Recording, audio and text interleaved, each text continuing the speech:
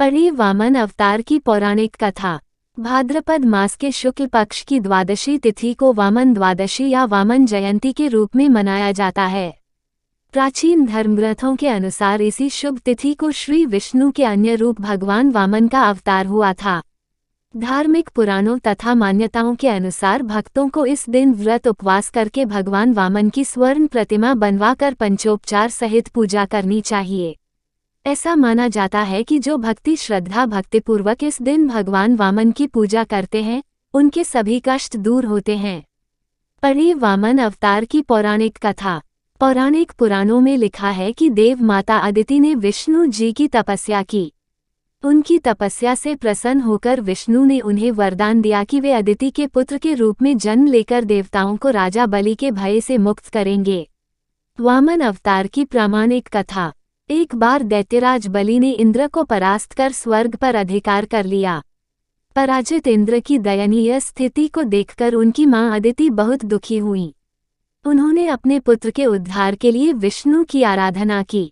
इससे प्रसन्न होकर विष्णु प्रकट होकर बोले, देवी चिंता मत करो, मैं तुम्हारे पुत्र के रूप में जन्म लेकर इंद्र को उसका खोया राज्य दिलाऊंगा। समय आने पर उन्होंने अदिति के गर्भ से वामन के रूप में अवतार लिया। उनके ब्रह्मचारी रूप को देखकर सभी देवता और ऋषि मुनि आनंदित हो उठे।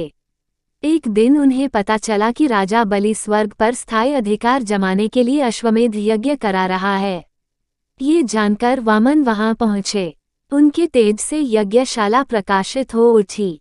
बलि ने उन्हें एक उत्तम आसन पर बिठाकर उनका सत्कार किया और अंत में उनसे भेंट मांगने के लिए कहा।